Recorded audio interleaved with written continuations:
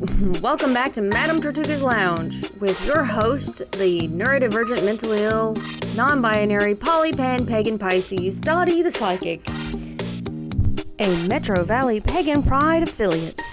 In the dark spots? Fuck, where are we starting? Looking into the void. That's what you just told me, basically. Looking into the chaos. Just remember, you stare into the abyss, you scream into the void. We do not have the insurance to get that backwards. Hello, my dotlings, and welcome to another shameless self-promotion with Dottie the Psychic and Jay from Autumn Sky. Hello, my dotlings, and welcome to shameless self-promotion with Dottie the Psychic and Jay from Autumn Sky. So, as you know, shameless self-promotion, we are sort of for metaphysical businesses, but we're kind of taking a little bit of a brand change and talking more about philosophy and things of that nature. So just trying to get a better, more diverse look at the community. So with that in mind, I would like to introduce my friend Jay. She was the owner of the first Black-owned metaphysical shop in West Virginia, and it is still the first. Yes. And so tell us, I know that you have a closed practice, so you can't tell us a whole lot. Right. But kind of the elevator speech. Oh, elevator speech. Wow. So I practice a closed practice. It is very eclectic. There are some things that kind of cross over. Right. So that we can and we'll talk about those. But because I'm not in a closed practice. Anything I know, I mean, unless depending on like if somebody taught me something that I use privately, that's a little different. Right. But I call that oath bound more than yes. Right. Yes. And you could actually kind of say that a closed practice is an oath bound. Kind of, yeah. You can kind of relate to that, yeah. There's different stages of secrecy. But yeah, we do a lot of, because we do a lot of like info swapping. Yes. But the things that I was taught, I can't share. Right. You know, with closed practices, a lot of things that are said differently. We go about things a little differently. Right. Yes, we'll leave that there. But just simple rundown. I am older than I look. 2 grown children, excuse me, 5 grandchildren. Oh, they're cute too. I started practicing when I was young, had some things happen, ended up in a situation where I had to stop practicing, and really just got back into it maybe 15, 20 years ago. You know, it's always kind of only 15, 20 years ago, but like that's longer than... Yeah. You know, I'm not a TikTok, not a Facebook. You know what though? I've got a special love in my heart for the TikTok witches that are out there practicing what they learned in a minute and a half. And I'm like, you know, it's cute. Like, it's cute. Until when I had the store, I used to have a storefront. Yeah, I used to have a storefront. And I would have some young ones come in and they would be like, hey, so do you know how to, and you know, close practice, I can't say, I know how to do that or no, whatever. And I just look at them and they're like, so I brought something home with me or I did this and it didn't work well. And I try to explain it to you, I'm like, honey. Right. And then the explanation, and I'm sitting there going, oh my goodness. And then I'm like, well, what did you say? And they're like, oh yeah, I seen it on the internet. And I'm like, and you repeated it word for word. Well, I said, and I'm going, yeah. But yeah, so I opened a store, had a storefront. It was a lovely storefront because that's kind of like, we'd met previously, like briefly. Yes. But it was when you'd open the store, because one of the things that, I mean, I probably go about it the wrong way. I've certainly put people on edge. That's just the energy we're working with here. A little edgy. But like, because I was like, hey, you want to come and be on my show? We'll do a psychic shopping Yes. Which I'm not really doing the psychic shopping videos anymore. I just do these instead because I do them regular because there's just not that many shops, metaphysical shops in West Virginia. And I said yes, and we're getting to it now after the store closes. Right. But Dottie spent a lot of time in the store doing readings. Yeah, helping out. I'll never forget that first day. Yes. The grand open. Well, no, like, okay, so we did the grand opening, which was amazing. And then what did we do? I just had you come in. I just came in because I came in before the grand opening. Yeah. Because I was like, oh, there's a brand new shop. People were talking about the brand new shop, the brand new metaphysical shop, Autumn Sky. I'm like, okay, I'm going to go check it out. Because I fancy myself a leader in the community. Mm-hmm. And because of this, the whole idea was to try and build specifically like a psychic professionals community to kind of not just protect the customers from scammers. Like, you know, if you've got an established community of professionals, then you can kind of weed out the people who are not meeting the standard. Right. It's easier to vet a person. Yes. A vetted community of professionals. And, but also when you find somebody who's trying to break into the community, you can better support them. Right. And we're still working on that. But like, yeah, so I came in before. Yes. And I remember I walked through the door and I was just like, and I will continue probably for the next several years to apologize for that. I wouldn't apologize. It was kind of impressive. I was like, holy, because the longer I was in there, the more I calmed down. Like, but it was like it wasn't until I started to make myself relax, because then I could tell a difference like in the vibe entirely. Yes, there was no malice or anything like that. It's just I made sure that when you came through the door, anyone came through the door, especially those that were sensitive, that you felt me.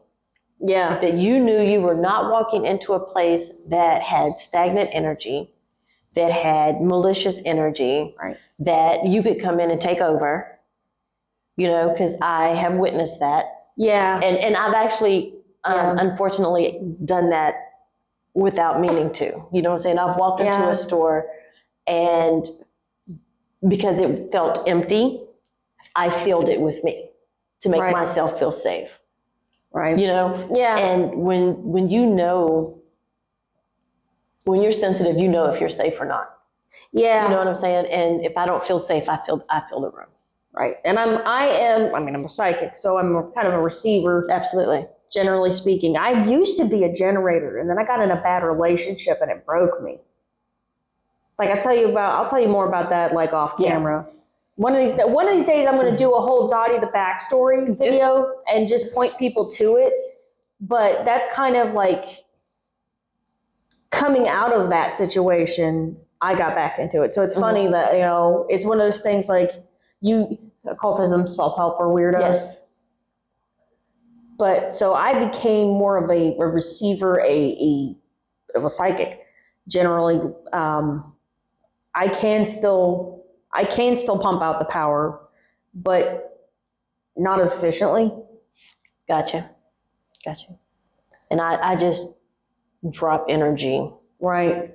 You fill the room regularly. Yeah. Right. So I walk in and it was a beautiful shop. I do miss the shop. I miss it sometimes. Right. It was just, there were, I had some really good people come in, made a lot of new friends, which was amazing. The majority of the community embraced me. It's really hard being a person of color and jumping out into the pagan community because we don't normally do that. You know, there are some people of color stores in larger cities, more open cities. Yeah. But West Virginia, I'm not going to call West Virginia a backwater, but whatever is like a step above a backwater.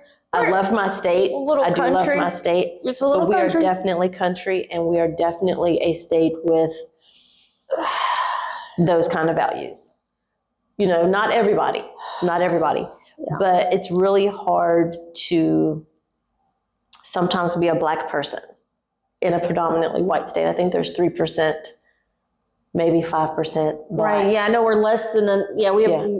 It might be, it's 3 to 5, and I think it's only 5 when school is in. Right. Like the colleges and stuff are in. But it's like pockets and things. And it's pockets, which was part of why I wanted to open the store, because I wanted to give people of color a safe place to go. Right. And I did that, but a lot of them were calling and asking about the back door. A lot of them would come, they would walk past the store 3 or 4 times to see if there was anybody in there. Right. Because they felt uncomfortable coming in the store, because most of the people that practice any kind of spellcraft, hoodoo, voodoo, santeria, candomblé, all of those in the state do it privately, because they're closed practices. Right. But they do what they do very, very, very, very far behind closed doors. Yeah. And so back door. Well, though, like, here's the thing, because I know it's not. I mean, it is definitely something that affects the Black community more, but it is also something in the white pagan community that, like, don't get me wrong, there's people who are as out as I am, like, call me crazy, right. I don't care. But there are more pagans in the state than you'll ever know. And absolutely. Some of them are in the valleys, like deep back in the hollers and on top of the mountains. And some of them go to church to keep their, Right. There are people who, and there's also like the whole, because I know this is something that's kind of common amongst just any spiritual practitioner, is there are I wouldn't call them Christian witches, because I don't think they'd call themselves that. But that's what they are. That is what they are. Like, they are. Well, actually, no, you wouldn't call them Christian witches.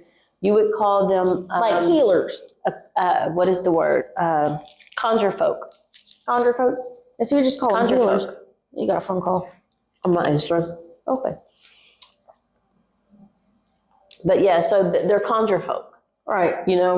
And in the granny magic's what we call it a lot of times. I hear people call it granny magic. In the Black community, it's our great aunties, our grandmothers, even our mothers in some cases, right, that are sitting front row in church. Oh yeah, because there's not a big separation sometimes. No, like, there's not. Think of it as being different in a lot of closed practices.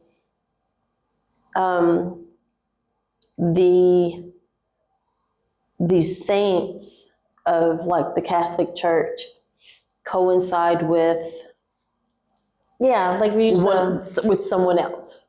Like the Loa? The Loa, yeah. Wow. Mm-hmm. And I know there's Orisha. That's the other thing, and I can't remember. Yeah. Mm-hmm. So I know that it's like there's a common in like Santeria and Voodoo? Mm-hmm. Voodoo. So, like, definitely, if you get a chance to look those up, it's really interesting. Yes, have fun with that. Right. Remember, and here's the thing, like, the truth is, like, because there are, you think it's funny, like, you call it closed practices, but we do have, like, let's say predominantly white. They do have minorities. It's not like it's closed to minorities. Right. But, so the white there community, are, they have more like, there are groups like Metro Valley Pagan Pride. Right. Raven's Nest Kindred. Yeah. There's a couple more, I forget who they are, because their members have come into the store. Right. And I've been invited to parties and get-togethers and meet and greets and meetings and things like that. And I've gone to several. But 9 times out of 10, I'm the only person of color there. And they're not... except for the Kindred, which is funny. Right. Which is funny, honestly, because I'll go to the coffee shop and they're like, oh yeah, I see a Thor's hammer. I think they're racist. But they're not. They're not. They're like the most diverse group. Absolutely. Raven's Nest, the Kindred, is an amazing group. It is. An amazing group. But yeah, so walking into, and that's part of why I was so determined to open the store And one of the few things that I'm really sad about with the closing is that a lot of different people came into the store, and they were all very respectful. In the 9 months or 10 months or whatever that the store was open, Right. There was only one person that came in that tried to, I don't want to say be a bully, but came in and tried to dominate the space, right? And he had no power whatsoever. Right. You know what I'm saying? Like he I don't want to use the word muggle, right? But yeah, that's what he was. Right. I'll never forget, you told me that somebody came in there and told you black girls don't do this. I'm yes. like, tell me they're white. I'm going to go whoop somebody's ass. Yes. So I had a mixed race couple come in, a white man married to a black woman, come in, and he was so excited to come into the store. Right. And she was in the store and she was so excited, and she came over and she said, "Hey, is this your store?" And I'm like, "Yeah, it is." And I was all excited. Right. And she looks at me and she goes, "You know, black people don't do this." And I was like, "What do you mean?" Yeah. And she was like, "Black people don't do this." And I was like, "What do black people do?" And she was like, "Black people go to church." And I was just sitting there thinking, my great aunties and them went to church, but they also would go out there and get those herbs and things, and you know what I'm saying? Right. And work with those herbs and things. And I'm like, you know, they were country. Right. You know, they were country. Yeah. And you use what you got. Yes. And that's part of where hoodoo and not voodoo, voodoo came from Africa, but hoodoo came from the slaves having to heal themselves, right? You know, having to take care of themselves. So they went out and learned that, you know, this plant does this plant does that. Right. Don't use this one because this one's going to make you sick. Right. This is poison ivy. Right. It's going to make you itch. Right. Exactly. I don't like poison ivy. And those things were taught, you know, from person to person, you know, from mother to child or father to child in some cases. And the reason that hoodoo is a closed practice is because the slaves could not practice. They couldn't do that. They couldn't practice that. They couldn't, you know, have their own ceremonies and things. And so it's a closed practice. Right. But a lot of people are like, "Oh, it's a closed practice because we don't want you to know our secrets, yada, yada, yada." It's not with hoodoo, especially. It's not, "Oh, I can't tell you what we did because I don't want you to know." Right. It's, "I don't want you to know what I do." Because as, you know, back during slavery, if you found out what I did, that puts a target on you. And then there's a target. Right. You know? Well, you know, it's funny. I know, I'm sorry, I'm ADHD. This reminds me, because my great-grandmother was like an herbal woman, and she was a healer. I don't even know if she had a proper title, you know what I mean? Because you call somebody a witch, even just 15, 20 years ago. That's, you know, witch and pagan and heathen. Those are all new words. They're pejoratives. Yeah. They were pejoratives back in the day for people who were not Christian, not proper Christian. It's not as bad as like a heretic or whatnot, but like, you know, the common folk. And she also was illegitimate. And that was apparently where they thought that her power had come from because she was basically a bastard child. Yeah, her mother and father, like her mother had a fling with a soldier. The soldier had gone off and died before they got a chance to get married, was the story.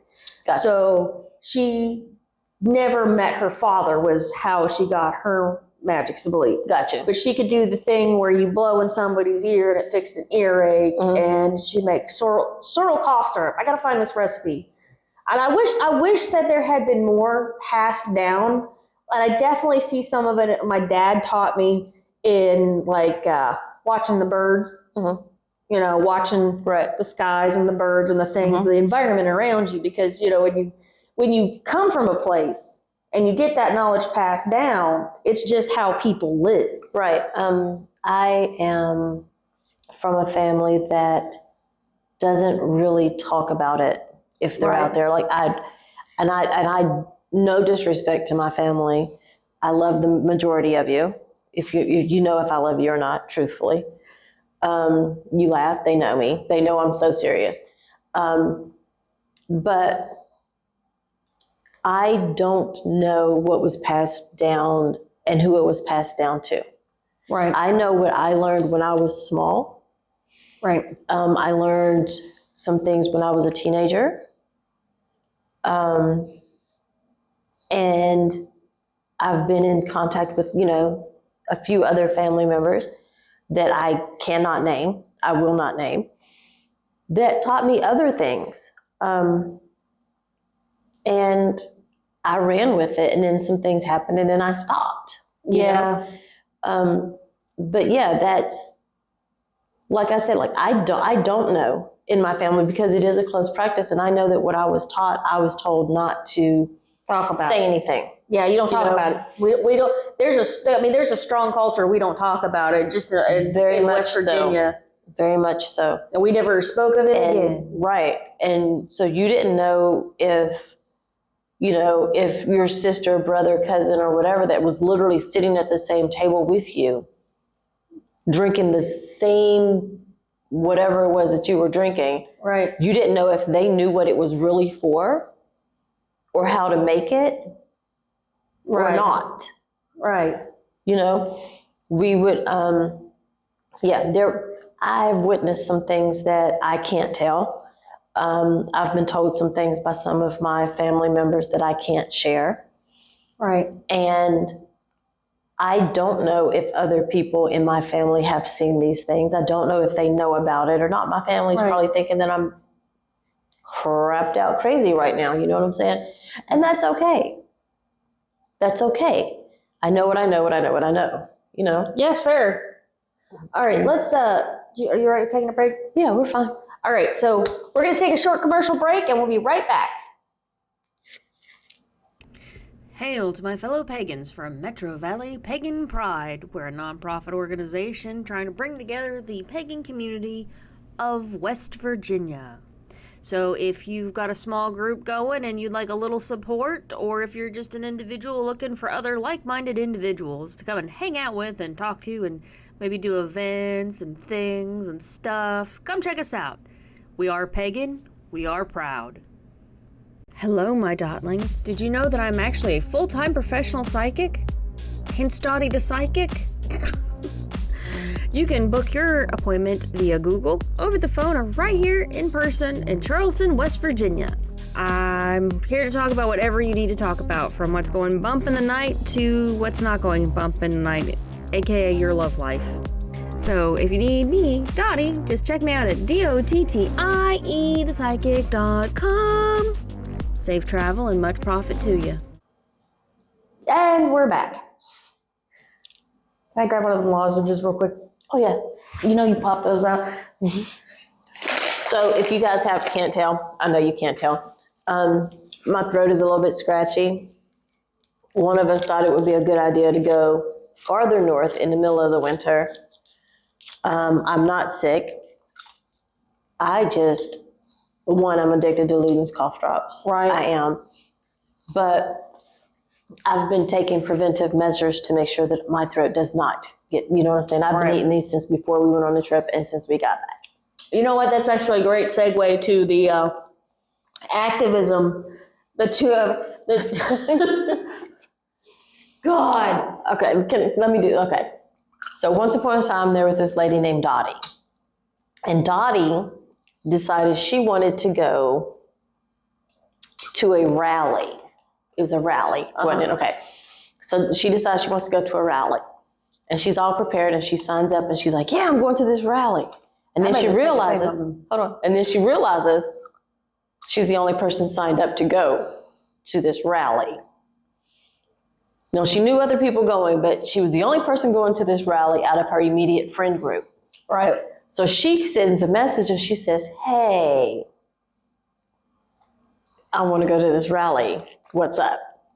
So then she has another friend that's sitting at work that says, ooh, He was not, ooh, it's I'm going with you, bitch. Where's the sign up sheet? Hold on. No, it was, ooh, I want to go. So then I'm like, yeah, you know what? And I hyped myself up within like 2 seconds. It went from, ooh, a rally? You know what? Let's go. So I'm trying to figure out how to sign up for this rally. And I'm fighting with it, and I'm fighting with it, and I'm fighting with it. And then I go, hey, Dottie. And she says, what? I said, what's the rally for? Yeah. So we're going to with the ACLU, paid to bus a bunch of people up to the Supreme Court. To the Supreme Court. I'm going to put some footage here. Yes. Right. A couple of pictures, really nice pictures. Right. Well, some of our footage too. Yes. So, like, this was on a Wednesday. God, what a fucking week that was. Hold on, wait. So I found out about this. What was it? It was Tuesday night. Wasn't it Tuesday afternoon you told me about this? Yeah, because we left Wednesday. Monday because it took us a day. I found out Tuesday. It was Tuesday when you found out if you were going to get to go because we left at like midnight that day. No, we left. Was it Tuesday? Yeah, no, we left on Okay, so the rally was on a Wednesday? You signed up on a Monday because we were trying to find out if you were going to get confirmed or not. So they're like, hey, wait, my friend wants to go. The rally was Tuesday? We left for the rally Tuesday night. Okay, so yeah, I signed up Monday night. Monday afternoon, I signed up. Hadn't heard anything by Tuesday morning. Started panicking.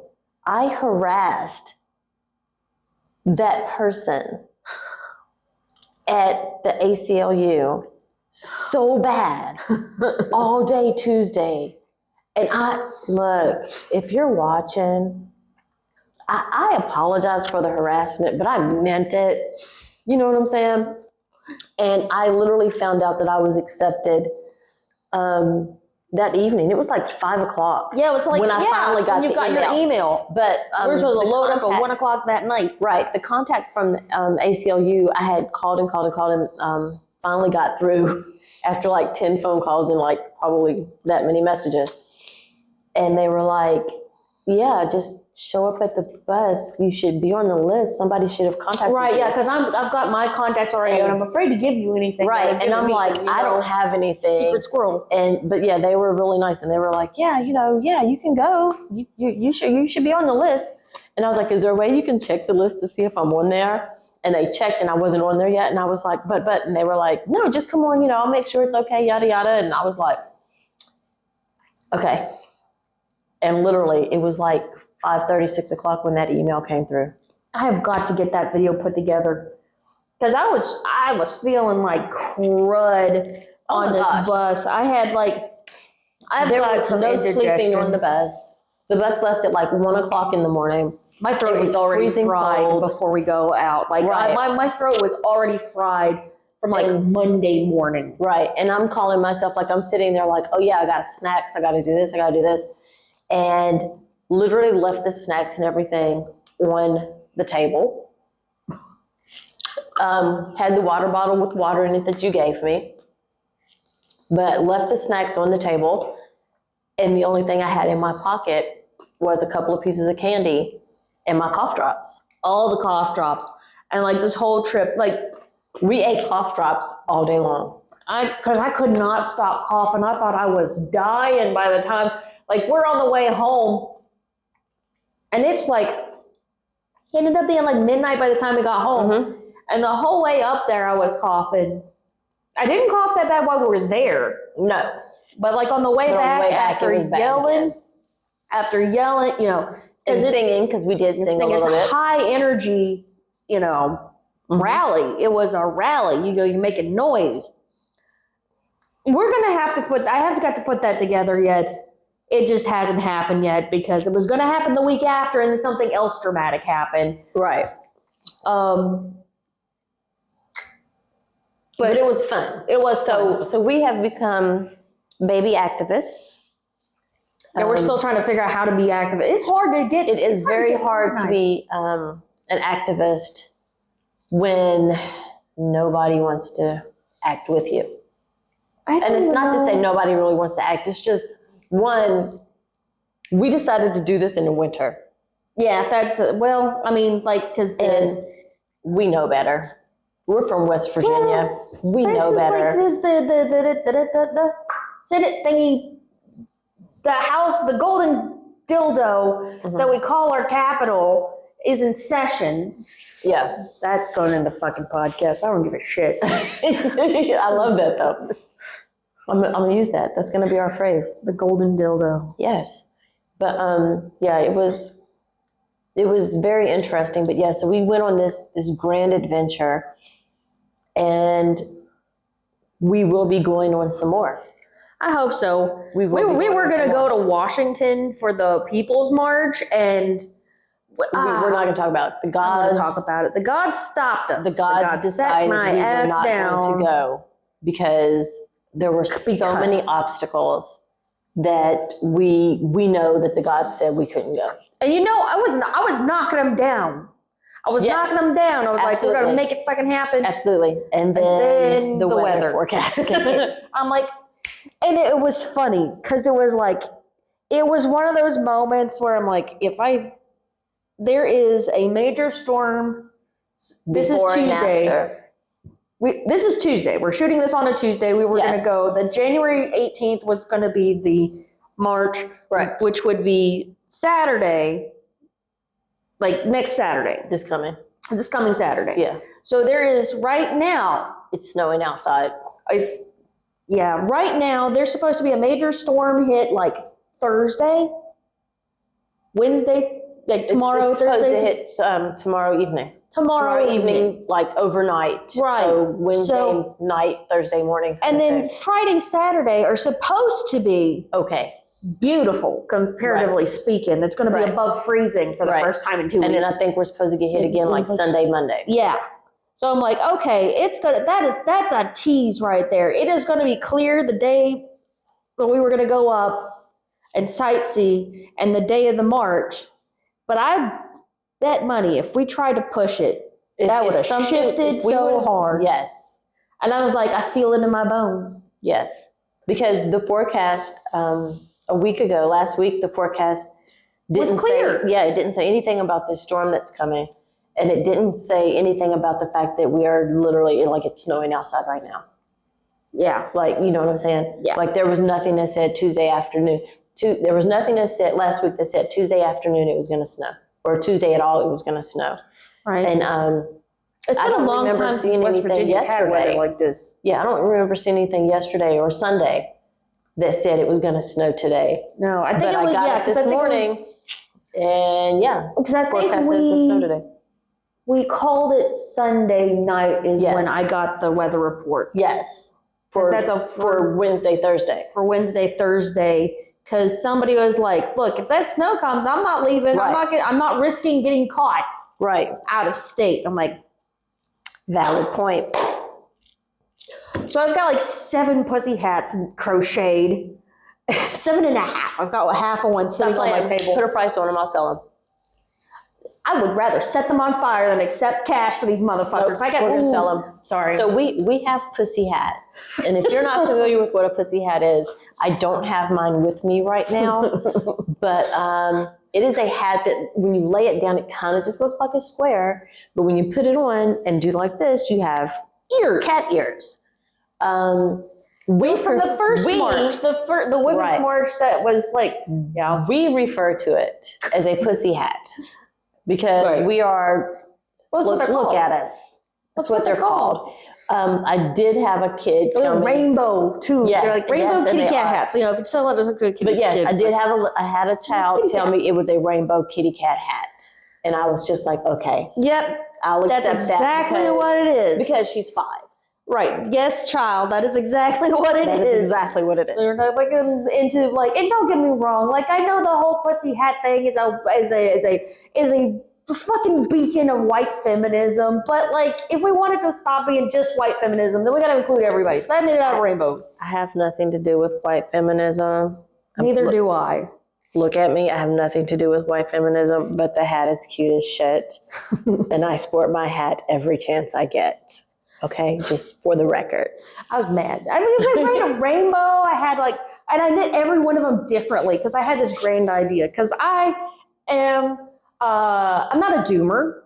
Like, I don't doom spiral, but I have a healthy concern when it comes to other human beings and crowds.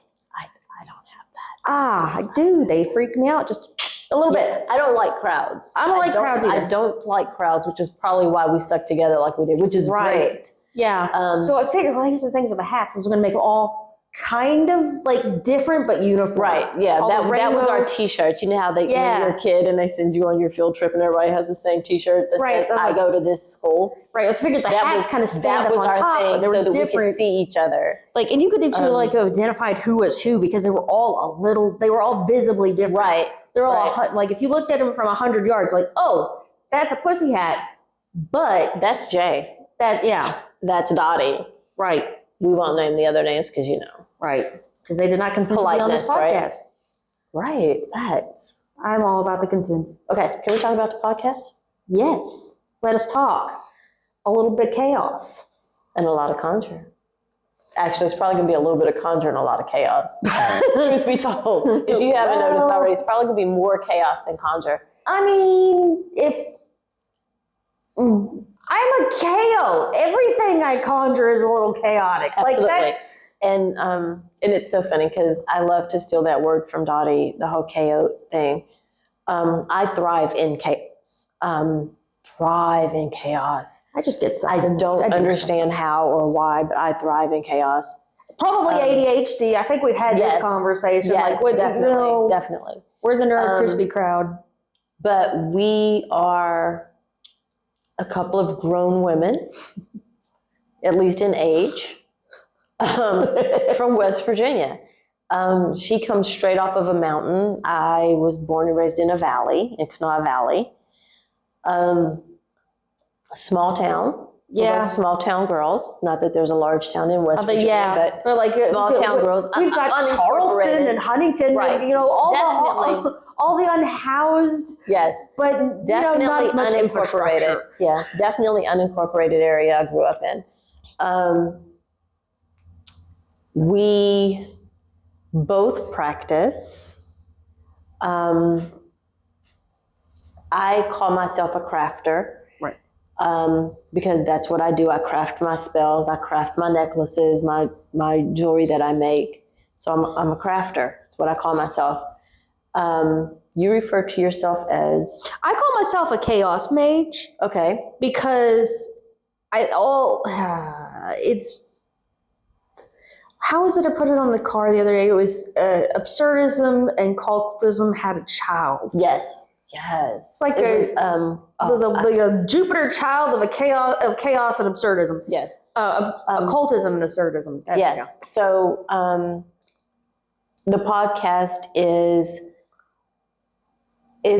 what we deal with. One is women in the pagan community, strong women in the pagan community. Not to say that there aren't a lot, because there are many, many, many strong women. Well, not in the just women community. in the community, but just the aspects, the social aspects of being right in a community. Right. Because because this is one thing I love about the pagan community is that we are less interested in I won't say less interested, because as human beings, but we are truly diverse. We also have the jocks of the metaphysical world. We've got the straight white guys as much as we've got but it's the not, trans community. The pagan community doesn't really care what gender you are. Like, truly. For the most part.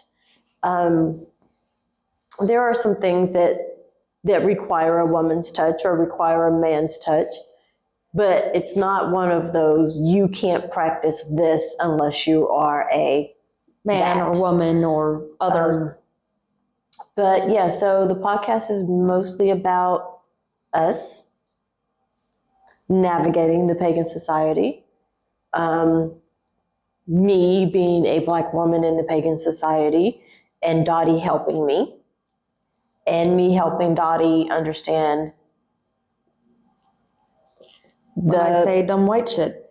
I didn't want to say that, but yes. Yes. I know. Look, I've done a lot of shit. deconstructing. I don't mind saying out loud that I know for a fact that I have said some dumb white shit before in my life, and that it will probably happen again, just by virtue of not being able to experience somebody else's perception. And so from my point of view on this, Dottie is helping me navigate the pagan community because what I do is a closed practice. And so I'm very open with who I am. And I don't want to say with what I do. I'm open with who I am and that I do what I do to a certain extent, but I don't give details on what it is that I do. I think everybody has their own, because everybody has their secrets. Every pagan community, regardless of how open and transparent they say they are, has their secrets. Right, yeah. Your personal there are practice things you don't is different share. than what you're doing in group ritual. We have group rituals, which are cool. Mm-hmm. Like we do group ceremonies there are and things like that. But it's not right. There are things that Dottie knows coming off of the mountain that me and my practice, we do something super duper similar. It's just sometimes the words are different, and there are things that we do share and there's a lot of stuff that we don't. Yeah. But yeah, she's helping me feel more comfortable in the pagan community because for a long time I was not out in the open. Right. And I kind of whisper in her ear and say, hey, that's a closed thing. Shh, let's not talk about that sort of thing. So I also try not to share the things that you've shared with me. There's been a few the things that I've shared are open. Right. You know what I'm saying? They are open. But I understand because there are things that I've learned from you that I don't share either. You know what I'm saying? Right. There's things I've seen you do and I'm just like, okay. I'm gonna put that in my pocket because I might need that, but I'm not gonna tell anybody else. Here's the thing: if there are things that I shared that maybe everybody doesn't need to know, it's more about not setting somebody up to get hurt. Right. I am an experienced practitioner. Mm-hmm.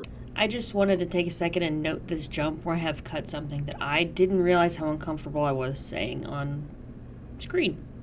Okay, so just a little side note. We are in the Appalachian Mountains. If you heard your name, no, you didn't. Right. What you thought you seen, you did not see. If you hear that girl or that baby crying in the woods, you didn't hear it. No, you didn't. Now, that's something I don't fuck with. The land spirits. And I have literally heard the lady crying in the woods. I've heard that. No, that is a banshee. That is not. Man. And then it's so weird because sometimes it's a cougar. I've said something. I've said something here that I probably am going to cut out. Yeah. I'm just going to make a point here that there's probably a little bit of a jump where I realized I did give away information that I didn't realize I was not comfortable with putting out. Edit it. Yeah. You know what I'm saying? Take it. Yeah. And because understanding the difference between oath-bound, closed practices and just not being willing to practices. Yeah. Not being willing to share things.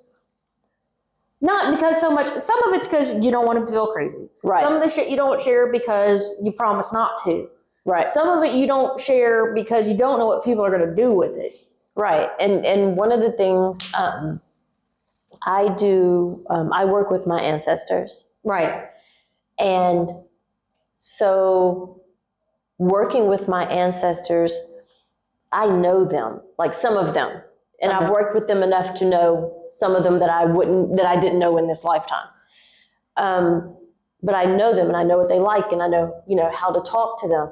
Right. So, you hear these things online and in some of these books where they're like, you talk to your ancestors and you do this. You set out water, you set out a glass of liquor, you set out food. Right. And it tells you, set this kind of food out there and set this out there. They didn't ever done it. You catch yourself? I almost said something. Okay, so if my family sees this, and you know my mother, and I'll probably bring her up on some other things, but if my family sees this, and you know my mother, you know full well there are things I cannot put on my ancestors' altar for her. Full well. She can get all the dimes that she wants. Right. I'm about to do it again. You can't talk this is about my her. ancestors telling me not to. This is my ancestors telling me to stop. You know what? But yes, so there are things that you can and cannot do with whatever it is you're working with. And what happens is, you know, you could tell me to set up an altar for, we'll just stick with ancestors on that one. You tell me to set up an altar for my ancestors. You know what? We'll use the Nordic pantheon because that's an open practice. Yes, Nordic practice. Right. So if you tell me to set up, as long as you're not an asshole. Right. You tell me to set up an altar for someone in the Nordic pantheon. I'm going to choose hell. Okay. I'm going to choose Hela. Because we're weird. Because we're weird. You know what I'm saying? Because we're chaotic. And I'm pretty sure that Dottie's going to probably choose the same. You know. But there's a possibility that she won't. What ends up happening? I may work with Frey. Right. Okay. So what's going to end up happening is, one, we're going to choose different deities. But even if we choose the same one, our altars are going to look totally different. Right. You try to teach your. You know what I'm saying? It's funny because you're talking about ancestors, but I would never. Because I realize that we do have a family practice around ancestors. We still talk, like we talk to our dead, but my daddy and my mom, like they just talk to their dead loved ones. Conversation, yeah. We didn't go to a graveyard. Right. Just like they were kind of like, and you tell stories at the holidays, but they never would have imagined setting up a whole altar, or even like a dumb supper. Yeah. Okay. Dumb supper is where you make food. Yeah. And you literally make a plate, and you always make their plate first. Make their plate first. You set it aside. And you set it to the table. You set your table, like the place settings and the whole nine, like you are having family dinner, and you don't set a plate for them. And they have their plate, their cup of whatever it is you're drinking, their forks, everything like regular dinner. And nobody sits in that chair, and nobody talks. Right. Like that. And you have dinner in silence. My ancestors would give me such side eye, and they would look at me like I don't think that they would understand. Right. Like that's just not how we give them energy. And we talk about them. Right. And tell family stories. Some of my ancestral things I can talk about.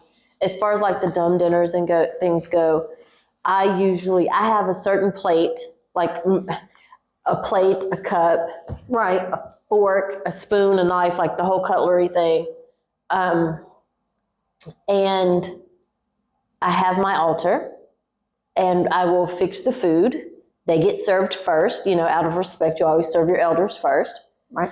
And I set it in front of the altar, and I sit down close by, and I actually have that conversation. Right. So I don't want to call it a dumb dinner. I actually have the conversations. We actually talk. But yeah, I sit and eat with them quite often. Right. See, I talk to them. I talk to my mom because they come in dreams. Yes. A lot of times I'll come to you in your dreams, especially, but I'll talk to them like I just start talking to the sky because that's where, That's where we're taught heaven is. Yeah. Right. And it's pretty much like, because I learned my mediumship from mom. She's like, just open the door. And then, it wasn't really like some of the things you learn from like the way your mom and dad versus the things you learn out in the pagan community. Right. And it's funny because you can see where people have adapted old Christian folk magic to pagan folk magic. Yes. And like, you can see the seams, it's kind of funny. Yes. But like, and vice versa. It's really funny because a lot of the Christian iconography, the Christian, calendar. Oh yeah, all the old gods. Bridget, that's one because it made me mad because they put her fire out in my lifetime. That was one of those eternal flames, she had an eternal flame in somewhere in Ireland, and forgive me for not knowing where, but she had an eternal flame, and they've put it out in my lifetime and they decanonized her because she was never a living person. Or at least to them, she was a god from the religion that they'd adapted to get the people to convert. Right, and we'll do a whole nother show on how I feel about Christian holidays. Whole nother show, man-made holidays and that. All right, folks. So we are working on a podcast that should hopefully be set up to premiere. We're going to try and do the second Tuesday of the month. Yes. And because it is going to be February when we Black History Month. Yep, Black History Month. Which kind of sucks. We need, Black history all the time. But we do. I say that, and she shakes her head because she knows it's always Black history. Every day, all day, regardless. It's everybody's history all the time. Right. Well, obviously I'm not Black. I have no way of being like, but I'm a member of the LGBT community, and I understand needing to have a month everybody's specifically history. Trying to educate people. I understand picking a date and time on the calendar to remind people that you still exist and that you're not going anywhere. Right. So as an LGBT member, I absolutely understand the need for a Black History Month. Yeah. As Pride. Pride. Right. I'm with it. Ooh, that'll be a fun Pride day. Oh, girl. We're going to have fun for Pride. But definitely. Because, I pass a cishet. I'm in a cis relationship. And I dress and look and act like a woman, even though I've been on my whole gender journey. You never come fully back around once you've been on a gender journey. I will always have some they, them about me. Yes. And I intend to hold on to it tooth and nail. Absolutely. That's a whole nother subject. Okay. But no, that's the point. I understand the need. So, we're going to try and make that, especially since it's going to be a premiere, we'll try and make a special episode. And you should be able to go ahead and ring that bell and like, share, and subscribe here, but also look down in the description to find a link to the channel for Chaos Conjuring and set your reminder for our first episode. Yes. Where we will be talking about Black paganism in West Virginia. Yes. So it's kind of going to be continuing this conversation, and don't forget to check out Dottie the Psychic at DOTTIE-psychic.com. Where can people find you? So because of the store closing right now, you can find me at Autumn Sky Metaphysical or Autumn Sky on Facebook. I'm working on getting all the other things together, but I just needed to take a break. So right now I'm just on Facebook. I'm also on Instagram. Right. Show them that, because she really makes some really cool bracelets. I do bracelets. Bracelets. Got to get a little closer. We'll make sure we put some pictures up. Right. Okay. I do bracelets, necklaces, anklets, earrings. The hairpins are really cool. I do hairpins. And I also do natal chart necklaces. So your top, your rising, your moon, and your sun sign. So check that out at Autumn Sky Metaphysical Shop on Facebook. Yeah, it's Autumn Sky Metaphysical on Facebook and Autumn Sky also on Facebook. And because I'm greedy. We need to get you a website, girl. I know. Get you a website. I'm working on it, y'all. Look, it's an 80-hour project. It is. I will tangent. We're going to move on. Okay, y'all. So we're getting ready to shoot that episode. Yes. We'll see you there and then. Until then, safe travel and much profit to you. I'm working on my tagline, y'all. I'll have it for the episode. I will. Thank you for joining me at Madame Tortuga's Lounge. In case you didn't know, I am actually a full-time professional psychic with another YouTube channel. I'm also part of Metro Valley Pagan Pride, and if you'd like to learn about all of those things, you can find out more at DOTTIEthepsychic.com. That's DottieThePsychic.com. Safe travel and much profit to you.